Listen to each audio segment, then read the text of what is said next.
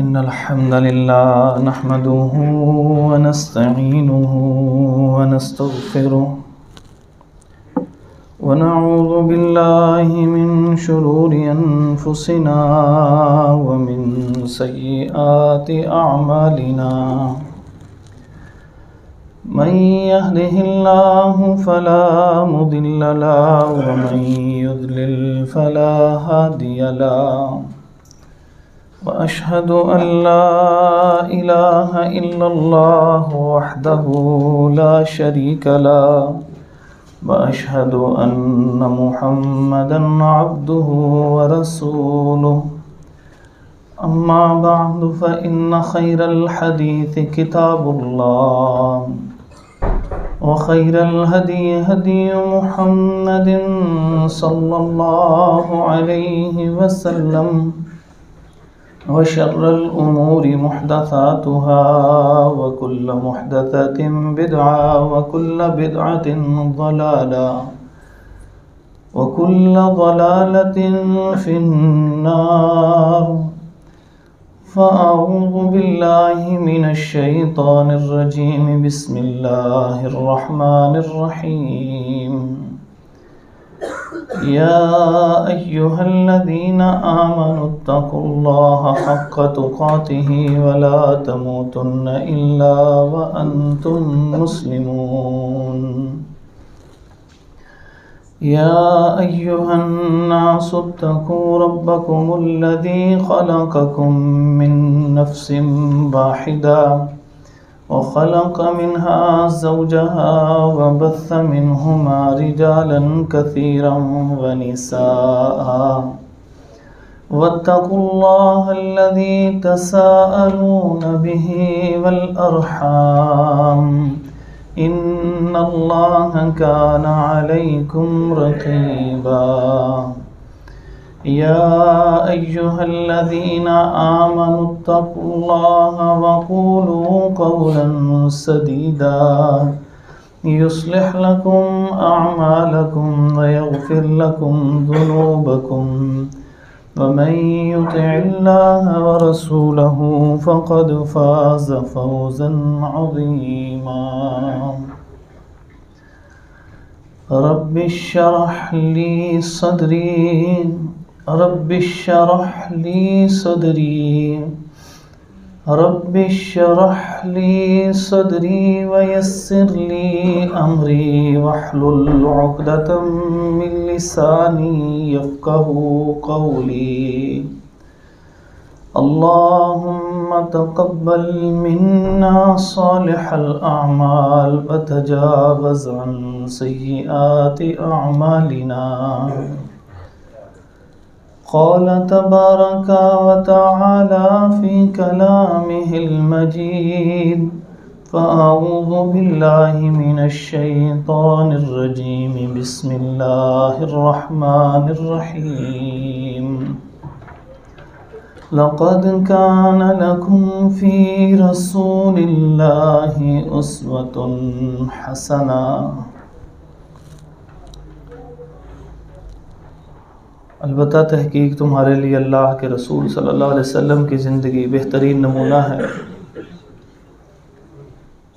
हज़रत मोहतरम, हमारी ज़िंदगी का एक अहम तरीन उन्वान जिसका आगाज़ शादी के बाद होता है, उसके ऊपर गुफ्तगू चल रही थी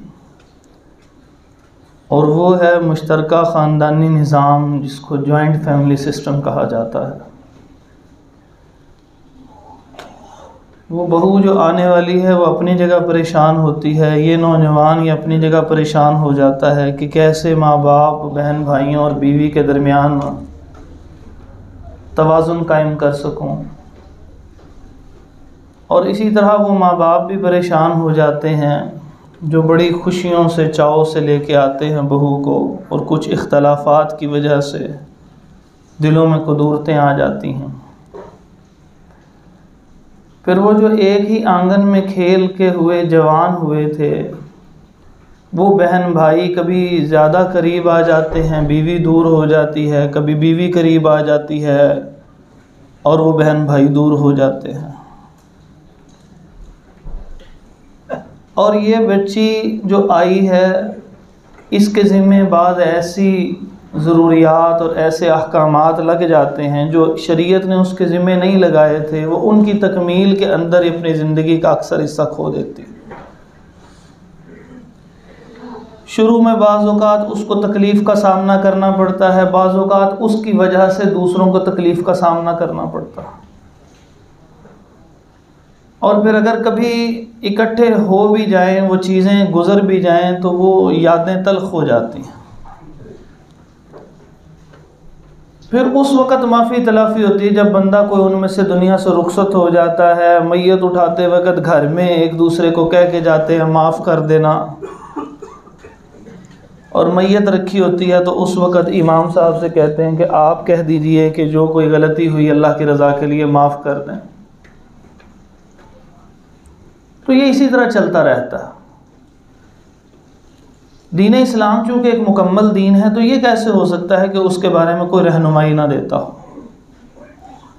माफ़ी एक अच्छी चीज़ है।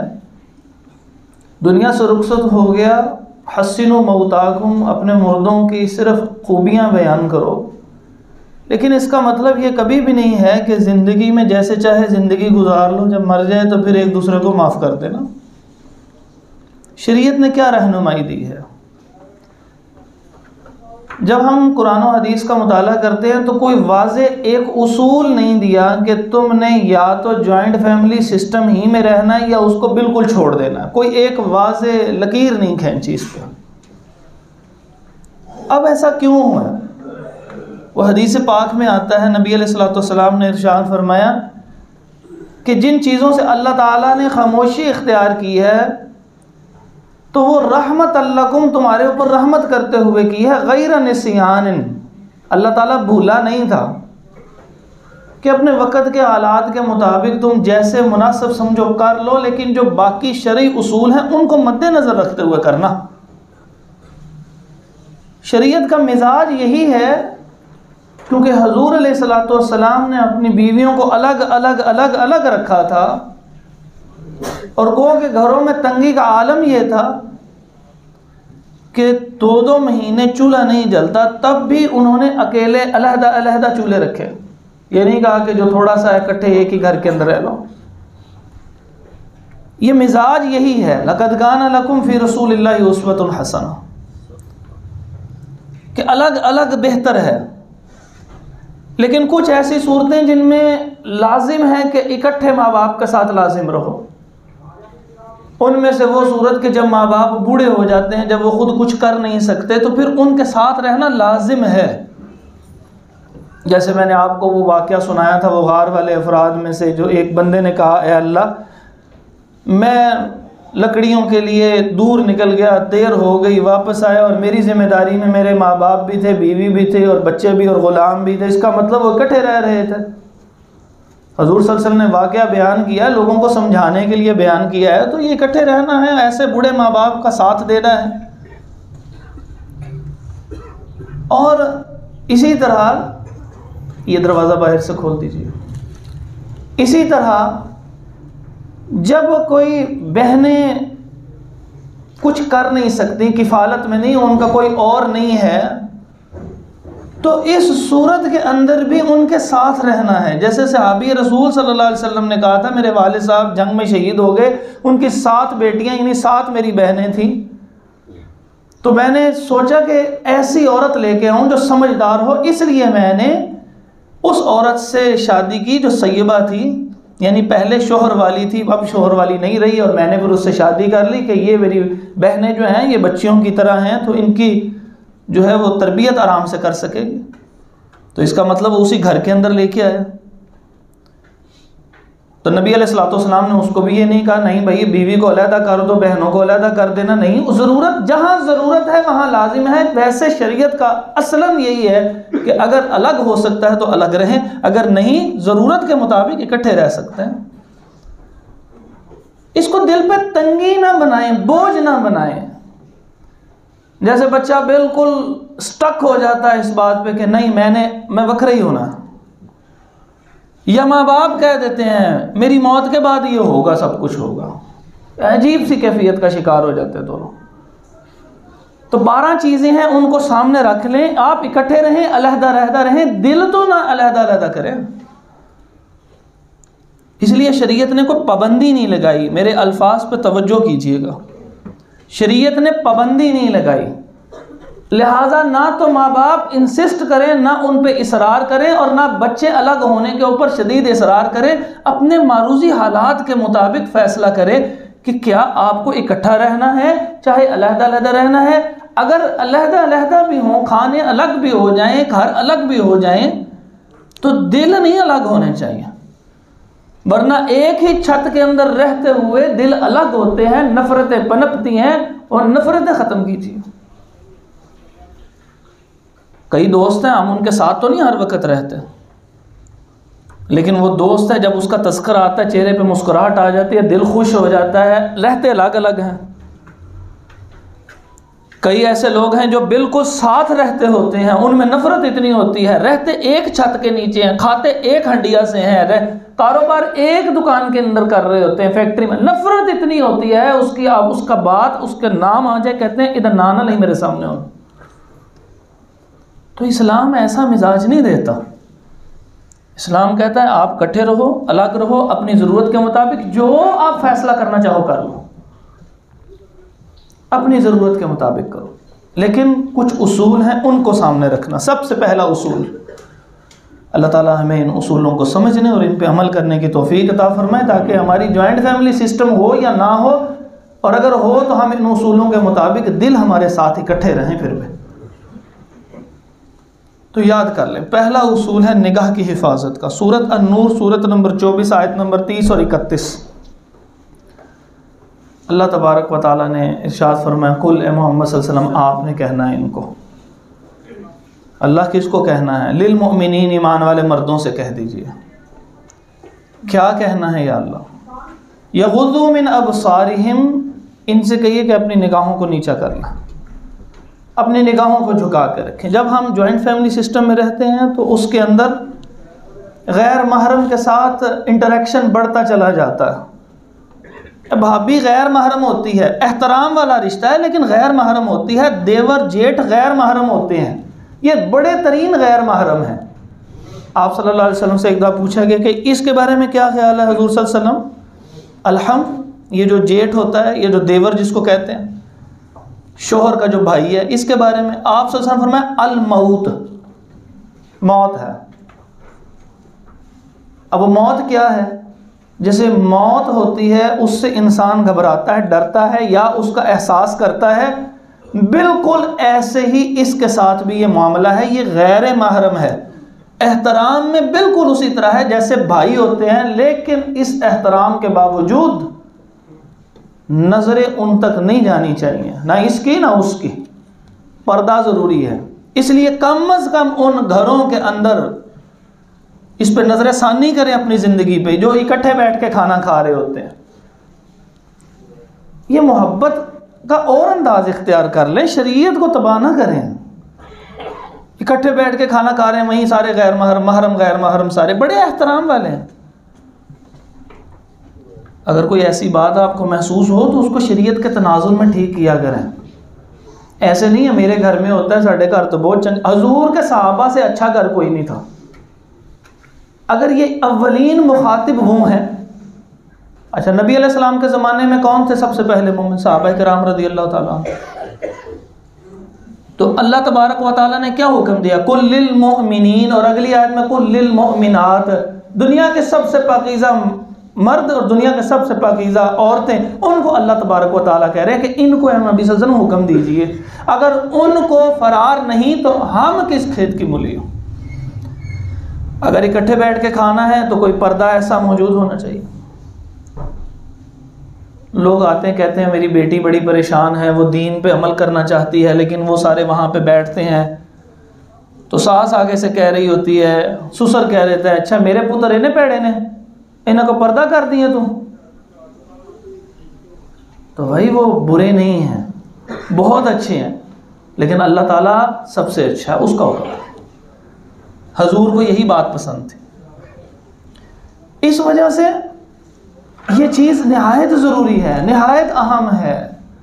कि अपनी आंखों को झुका के रखें। आप इकट्ठे बैठ के खाना है तो दरमियान में कोई पर्दा कर लें, कोई इस अंदाज से बैठें कि एक की निगाह दूसरे के ऊपर ना जाए। बाज़ औक़ात खुराक कम है, कोई ऐसा मेहमान आ जाता है तो वो अलग अलग करें, उसी जगह बुला लिया सारे के सारे बैठ के। तो ये इस दोनों आयात हैं, सूरत नूर है आयत नंबर 30 और 31, अपने घरों में खोल के देख लीजिएगा। कुल्लिल मुअमिनीना यग़ुद्दू मिन अबसारिहिम व कुल्लिल मुअमिनात यग़ुद्दुन मिन अबसारिहिन।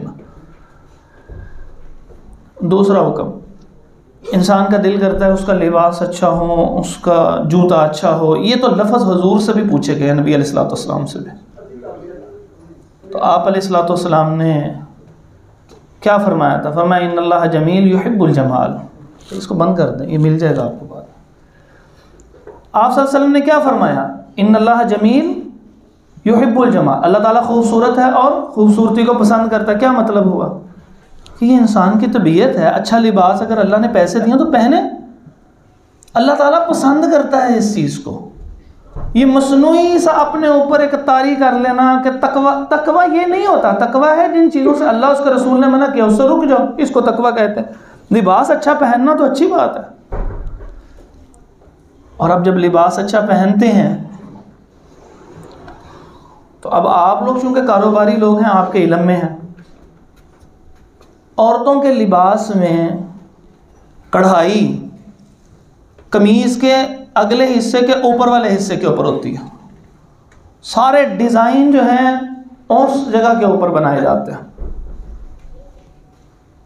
अब ये सारा हिस्सा जो है वो डिज़ाइन वाला है। अब जब ये डिज़ाइन वाला और काम वाला हिस्सा है, अब जब उसने ये पहन लिया तो उसने पर्दा तो करना कोई नहीं सही। उसने पहना किस काम के लिए है ना? आपने घड़ी में मोबाइल ले लिया, अच्छा था, जेब में तो नहीं डाल के फिरेंगे, आपको ज़रूरत होगी आप उसको दिखाएंगे भाई, इंसान है तो फितरत से नहीं हटना चाहिए। अब जब घरों के अंदर जॉइंट फैमिली सिस्टम है, लिबास अच्छा पहन लिया, लिबास के हमारे मुआशरे के अंदर तरीक़ाकार ये बन चुका है कैसा लिबास है, तो फिर उसके अंदर क्या किया जाए? उसके अंदर निगाह तो नीची है, यह पर्दा भी ज़रूरी है। किन से पर्दा करना है? अल्लाह ताला फरमाते हैं वला युबदीना ज़ीनतहुन्ना इल्ला मा ज़हरा मिन्हा। ये भी आयत नंबर 32 है, 31 है, सूरत अन-नूर, सूरत नंबर 24, 18वां पारा। फरमाया वला युबदीना ज़ीनतहुन्ना इल्ला मा ज़हरा मिन्हा, और ना ज़ाहिर करें अपनी खूबसूरती को इल्ला मा ज़हरा मिन्हा, मगर जो ज़ाहिर हो जाए। यानी खुद ब खुद है, हवा तेज़ चली है, चलते हुए कोई इस तरह ज़ाहिर अचानक हो जाए, कोई हर्ज नहीं, क्योंकि वो उसके इख्तियार में नहीं है। वलियज़रिबना बिखुमुरिहिन्ना अला जुयूबिहिन्ना, पंजाबी में इसका तर्जुमा करते हैं बुक्कल मार ले। वलियज़रिबना, अच्छी तरह लपेट ले, बिखुमुरिहिन्ना, अपनी चादरों से के साथ, अला जुयूबिहिन्ना, अपने गिरेबानों को। अब गिरेबानों पे चादरें लपेटनी हैं, हाथों पे दुपट्टा नहीं लटका के चलना। तो ये जॉइंट फैमिली सिस्टम के अंदर इस बात का, इसके अलावा भी हुक्म है। तो जॉइंट फैमिली सिस्टम के अंदर चूंकि घर के अंदर गैर महरम जो आते जाते रहेंगे, जो बड़े काबिल एहतराम हैं, पर्दा करने का मतलब ये नहीं है कि वो काबिल एहतराम नहीं रहा, वो काबिल एहतराम है लेकिन उनसे पर्दा है। तो अब क्या करें? वलियज़रिबना बिखुमुरिहिन्ना अला जुयूबिहिन्ना, अपने गिरेबानों के ऊपर अच्छी तरह चादर लपेट ले।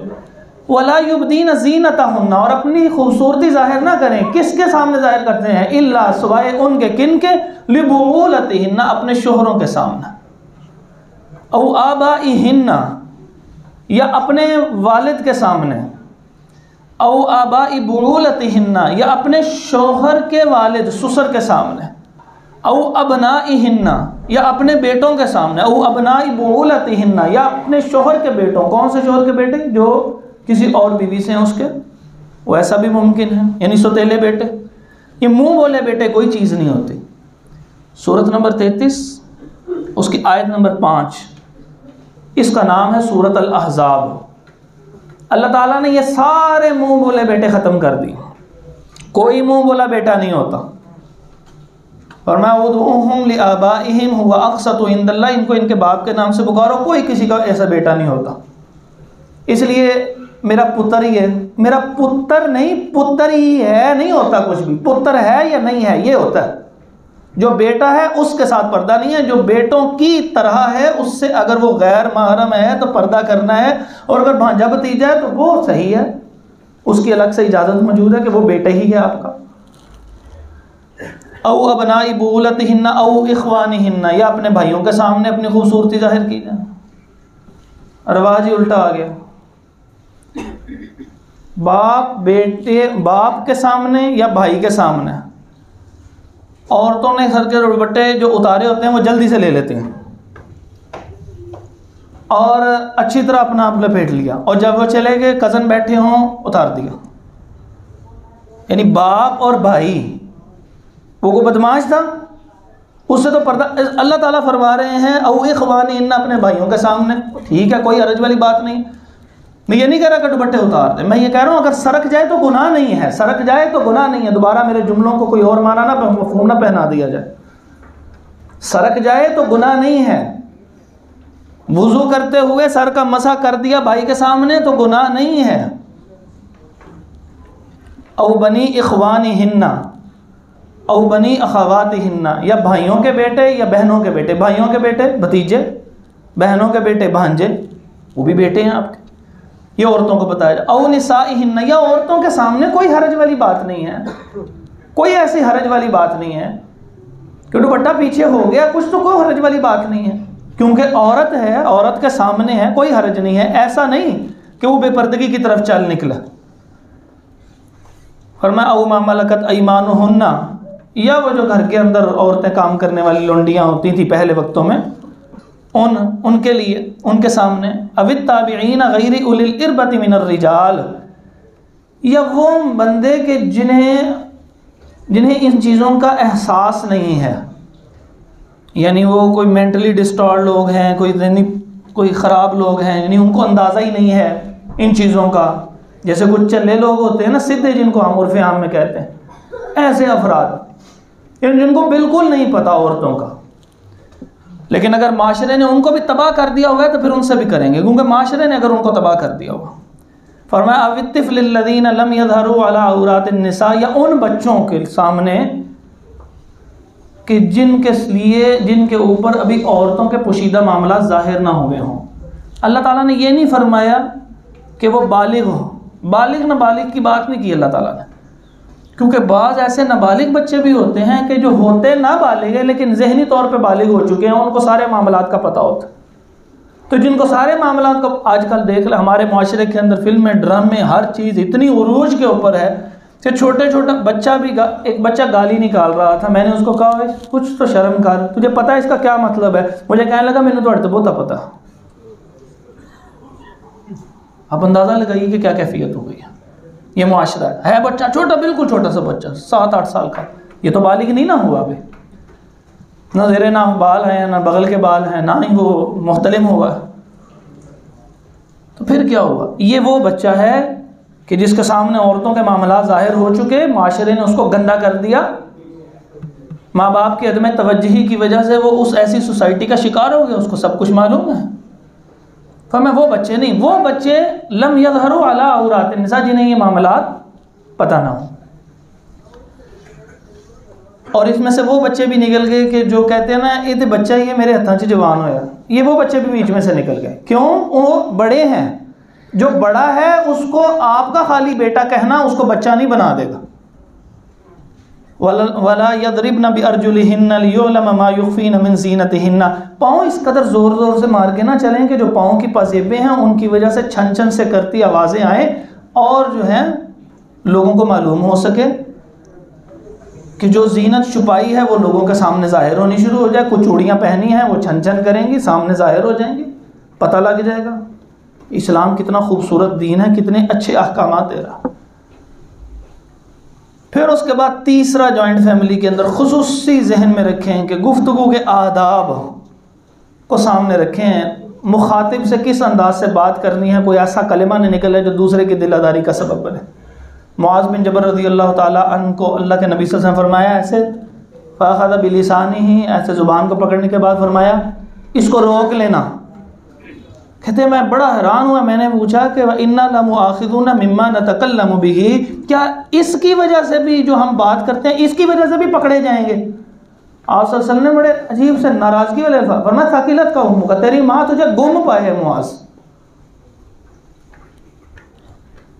कि कोई और भी ऐसी चीज़ हो सकती है इंसान के आमाल में से ज़ुबान की खेतियों के अलावा कि जो उसको इतना ज़्यादा औंधे मुंह जहन्नम के अंदर गिरा दे। ये अल्फाज यानी ये ज़ुबान के अल्फाज हैं जो इनकी खेतियां हैं जो इंसान को जहन्नम के अंदर औंधे मुंह गिरा देंगी पकड़ के। लिहाजा इसका ध्यान करना, इसको रोक लो।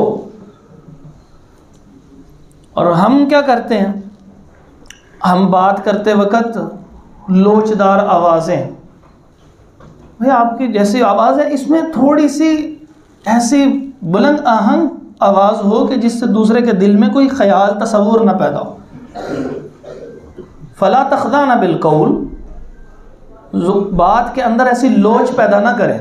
फ़यतमअल्लज़ी फ़ी क़ल्बिही मरद, कि जिसके दिल के अंदर मरद है वो उस तरफ राग़िब हो जाए कि इस औरत ने मुझे कोई लिफ्ट कराई है। ऐसा ना हो अल्फाज, और ये भी ना हो कि दूसरे की बेइज्जती शुरू कर दे वो औरत या बंदा। वक़ुलना क़ौलन मारूफ़ा, और अच्छे तरीके से बात करनी है, ये भी नहीं है कि अगले की बेइज्जती शुरू कर दे। गीबत और तबसरों से परहेज़ करें।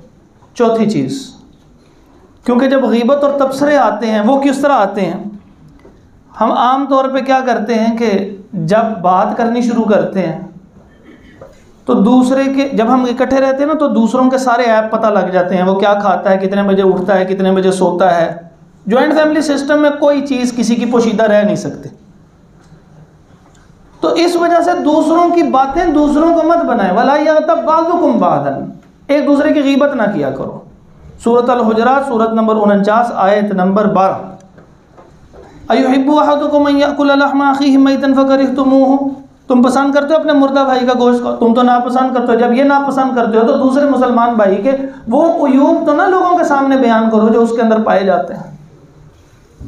तो गीबत से परहेज़ करें, फजूल गुफ्तगू से परहेज़ करें। हमें जिन कामों के सरोकार कोई नहीं, बस उसके अंदर लगे हैं, मुलव्विस हुए हुए हैं। और ये जॉइंट फैमिली सिस्टम के हवाले से बात कर रहा हूँ। टेलीफोन पे बात शुरू हुई है तो 2-2 घंटे टेलीफोन ही नहीं ख़त्म हो रहा, की पकाया की नहीं पकाया। ये सादा सी बात हो गई। ये इंसान है आपस में बैठ के बात कर लेता, लेकिन उसके अंदर गीबत शामिल हो जाती है, तबसरे शामिल हो जाते हैं। सास कह रही हो कि मेरी बहू तो सो गई, 11 बजे उठती है। क्या मतलब है भैया आपका? आप क्यों किसी की बात बता रहे हैं? आप होते कौन है कि कोई किसी की बात बताना? क्या माँ होने का मतलब ये है कि वो जो मर्जी करते रहे, वो शरीयत की हदूद से बाहर निकल गई है? कलमा उसने नहीं पढ़ा मोहम्मद रसूलुल्लाह सल्लल्लाहु अलैहि वसल्लम का, उसको किसने इजाज़त दी है कि किसी अपनी बहन को भी ये बात बताए? किसने कहा था कि किसी शख्स के ऐसे उयूब के ऊपर बात करे? उसकी मर्जी है, वो जितने अगर वो शरीयत के मुताबिक ज़िंदगी बसर कर रही है तो वो उसकी मर्जी है। उसको नाश्ता नहीं बना के दिया टाइम पे। देखिए मैं वो बातें कर रहा हूँ जो प्रैक्टिकल लाइफ में हो रही हैं। नाश्ता नहीं मुझे बना के दिया, आप उठ के नाश्ता बना लें, कोई हरज वाली बात नहीं है, कोई क़यामत नहीं टूट पड़ेगी। और अगर वो कहे कि ये किचन में जाना मेरा मना है तो फिर इसको ख़त्म करें बात को। ये ना हो कि दूसरे पे जिम्मेदारी डालिए, सारे नाश्ते भी इसने बना के देने आपको। बना दे, अजर सवाब है, सिला रहमी है, रिस्क भी इस औरत का बढ़ जाएगा, अल्लाह ताला मोहब्बत भी ख़ानदान में पैदा फरमा देंगे और उम्र भी बढ़ जाएगी। ये 3 फ़ायदे मुख्तलिफ हदीसों से साबित हैं। अगर ये बना दे, अगर ये कपड़े धो दे उसके, अगर ये उसका एहतराम सही वाला जो ज़रूरत से बढ़ के वो करे, तो अल्लाह ताला 3 इनाम तो अता फरमाए। लेकिन ज़िम्मेदारी नहीं है, ये इजाफी चीज़ है। बूढ़े हैं तो ज़िम्मेदारी है, और अगर वो सास ससुर इस काबिल हैं वो खुद काम कर लें, कोई अर्ज वाली बात नहीं। कौन सी क़यामत टूट पड़ेगी? अल्लाह पाक ने कुव्वत दी है। नाराज़ ना होइएगा मेरी इन चंद बातों से, तलख बातों से। ये तलाक़ें हो रही हैं, आपसे तो किसी ने आके नहीं मसला पूछना, हमसे मसले पूछते हैं, क्या करें जी अब? तो इस वजह से इन चीज़ों से एहतियात बरतें। बाप बूढ़ा है सिर्फ उतनी देर तक कि जब उसने 2 बजे दुकान पे आना, मैं बूढ़ा हो गया। मगरिब के बाद उसने चले जाना है क्योंकि उसके पास बड़ा अच्छा जुमला, मैं बूढ़ा हो गया। बच्चे ने ज़रा को गलती करनी है, वो उसकी बेइज्जती करेंगे, वो बेइज्जती करेंगे, उस वक्त जवान हो जाते हैं। बच्चे आके फिर नफरत करते हैं, तो वो मसला कहते हैं हम अपने बाप की नाफरमानी कर सके। मैं तो कभी भी नहीं उनको कहता कि नाफरमानी करो, लेकिन उनके अंदर वो जो मर्ज पनप रहा है उसका सबब कौन बन रहा है? वो बंदा बन रहा है ना, कि बेइज्जती की बारी आई तो पूरा जवान बन गया, और जिस वक्त काम की बारी आई, मेहमान आया तो कहा जी मैं बुढ़ा है, बुच्चर ही लेके आंदा सारा कुछ। ये कौन से बुढ़ापा तारी हो गया हम पे? अल्लाह ने हमें कुव्वत दी हुई है, कोई हरज वाली बात है, जिसको कुव्वत दी है वो करे, जिसको नहीं दी उस बंदे की जन्नत घर के अंदर मौजूद है। उफ तक ना कहे, ये जो लफ्ज़ है ना उफ तक ना कहे, पता किस वक्त बोले हैं? सूरत बनी इसराइल 18वीं सूरत है, 17वीं सूरत है सूरत बनी इसराइल। पहला सफ़ा पलटें, अगली आयत नंबर 23 है सूरत बनी इसराइल की।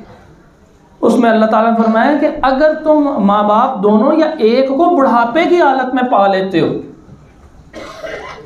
फला तकुल लहुमा उफ, उनको उफ तक ना कहो। जवान के अंदर भी यही हुक्म होगा, लेकिन बूढ़े आदमी का ज़्यादा हक बनता है, उसके सामने उसके जूते ला के दिए जाएँ, उसको कपड़े दिए जाएँ, उसको खुराक दी जाए, सब कुछ दिया जाए। लेकिन जो जवान है कोई हरज नहीं अगर वो खुद कोई काम भी कर लेगा तो।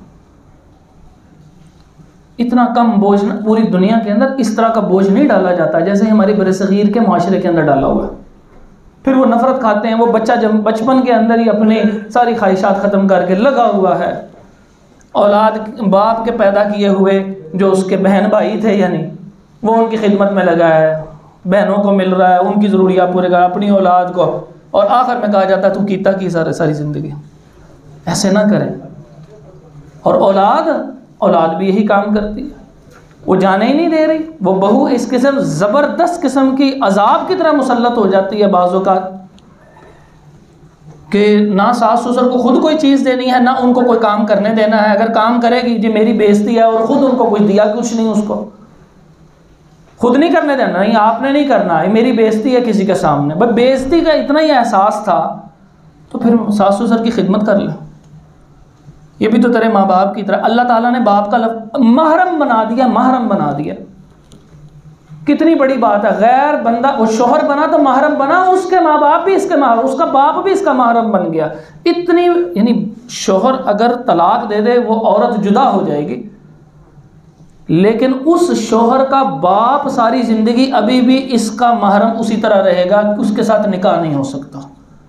कितना बड़ा बाप का दर्जा दिया उसको। क्या इस बाप की खिदमत नहीं करनी चाहिए? उसको करनी चाहिए। ये दो तरफा जो खराबी हैं इनसे बचना चाहिए।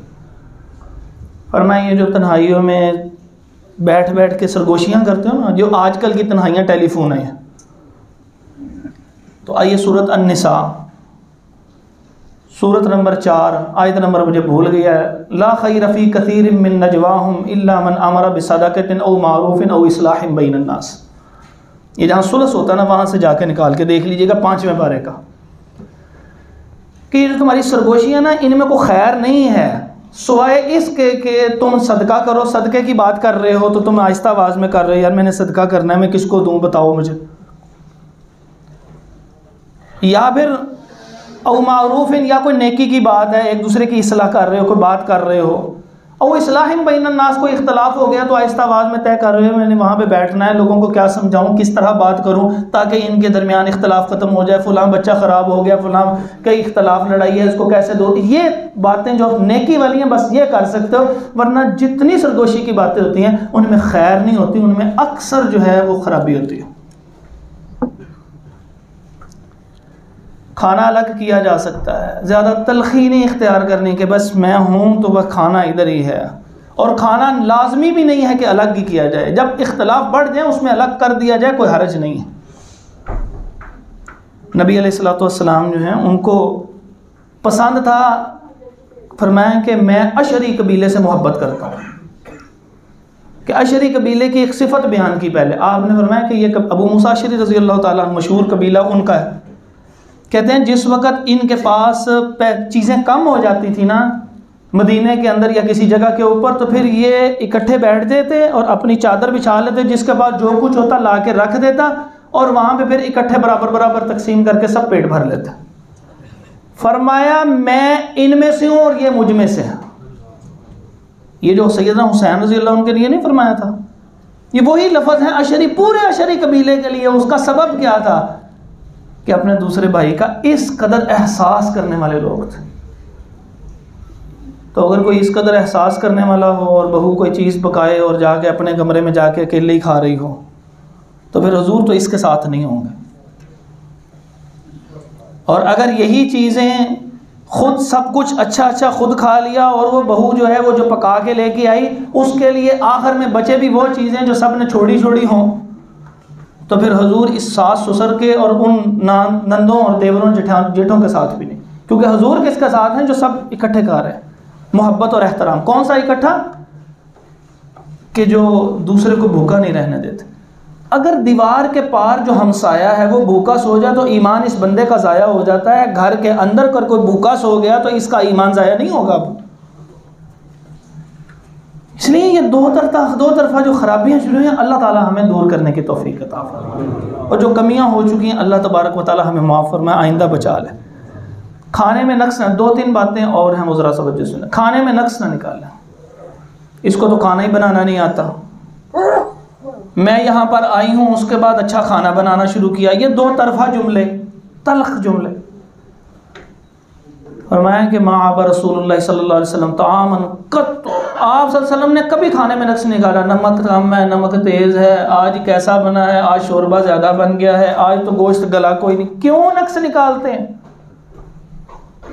माअब रसूलुल्लाह सल्लल्लाहु अलैहि वसल्लम तामन कत, कभी नहीं नक्स निकाला आपने।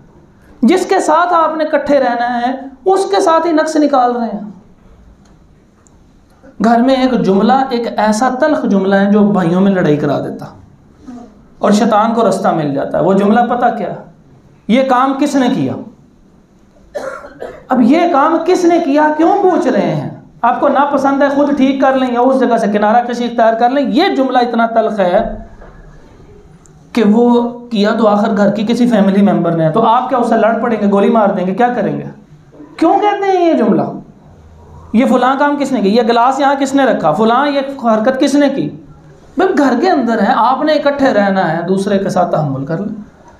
सारी दुनिया के साथ अच्छा सलूक है, जो मिलता है दूर से सलाम करता है, हाजी साहब, हजरत साहब, हाफिज साहब, जनाबे अली, ये मेरा छोटा बड़ा सारा दोस्त मिलते हैं, आपस में बड़े जिगरी दोस्त होते हैं। और जब घर जाते हैं तो एक कर्फ्यू नाफिज हो जाता है, एक मुसीबत बन जाती है, अजाब ही बन जाता है, सुख का सांस ही नहीं आ रहा होता।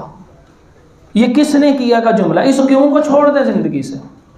माअब रसूलुल्लाह सल्लल्लाहु अलैहि वसल्लम तामन कत्तो, आपने पिछले मैंने खुतबे में भी अर्ज़ किया था कि बीवी के ज़िम्मे है कि वो अपने खामन से इजाज़त तलब करे, ये असलन उसके ऊपर है। और मैंने मिसाल सैयदा आयशा रज़ी अल्लाह ताला अन्हा की दी थी, उन्होंने नबी अलैहिस्सलातु वस्सलाम से इजाज़त तलब की।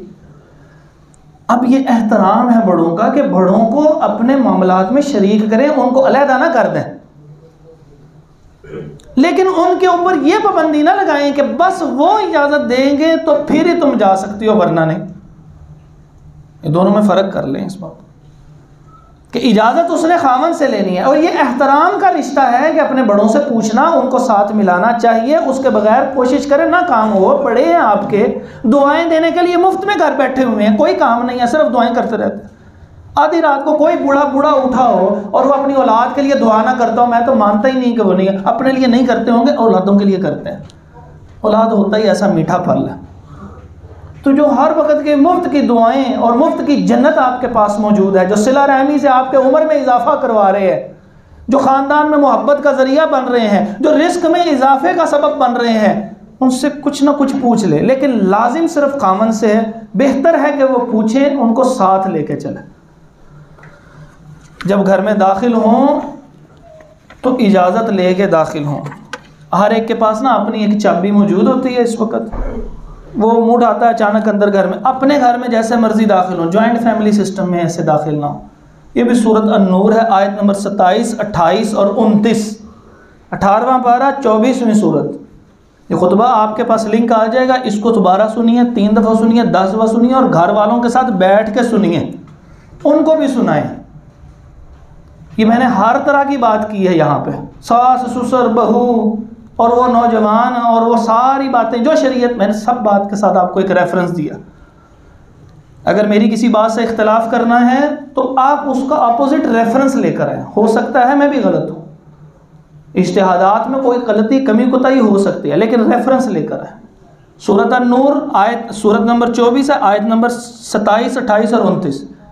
अपने घरों में दाखिल हो तुम्हें इजाज़त लेने की ज़रूरत नहीं है, लेकिन जब भी किसी और घर में दाखिल हो इजाज़त लें। जब सब इकट्ठे रह रहे हैं तो इसका मतलब मुश्तरका है, आपका अकेले का तो नहीं है। तो इसलिए जब दाखिल हों तो या इस तरह नॉक कर लें को साइड पे औरतें इकट्ठी बैठी हुई हैं, वो आपकी उनमें से कोई गैर महरम है तो साइड पे हो जाए आसानी से, कोई आवाज़ दे दें, कोई बेल दे दें, फिर अंदर दाखिल हो जाएं। नहीं तकलीफ़ देना चाहते ना कि वो उठ के आए और दरवाज़ा खोले, तो ना दें तकलीफ़, आसानी मुयस्सर कर दें उसके लिए, लेकिन कम से कम इतना तो उसको टाइम दे दें कि वो दुपट्टा उतरा है तो वो साइड पे सर पे ले ले, वो इर्दा गिर्द होना है तो वो हो ले। अल्लाह तबारक व तआला हमें शरीयत के ऊपर अमल करने की तौफीक अता फ़रमाए। ये दीन इस्लाम सिर्फ़ इबादात का मजमुआ नहीं है, ये दीन इस्लाम सिर्फ़ अकायद का मजमुआ नहीं है। ये दीन इस्लाम ही आपको सियासी निज़ाम भी देता है, दीन इस्लाम ही आपको माशी निज़ाम भी देता है, दीन इस्लाम ही आपको माशरती निज़ाम भी देता है, इनफरादी अखलाकी इज्तिमाई सारी ज़िंदगी दीन इस्लाम देता है। तो इसके ऊपर जैसे अल्लाह उसके रसूल कहें उसके ऊपर अमल करने में खैर है। अल्लाह तबारक व तआला हम सब की कमियां कोताहियां माफ़ फरमाए। अल्लाह ताला हमें आपस में मोहब्बत और इत्तिफ़ाक़ अता फ़रमा दे। बहुत से जो फ़वाइद इस जॉइंट फैमिली सिस्टम से हैं अल्लाह ताला इन्हें भी हमें अता फ़रमा दे। अल्लाह तबारक व तआला हमारे तमाम गुनाहों से सर्फ़ नज़र फ़रमाए। अक़ूलु क़ौली हाज़ा अस्तग़फ़िरुल्लाह ली व लकुम व लिजमीइल मुस्लिमीन।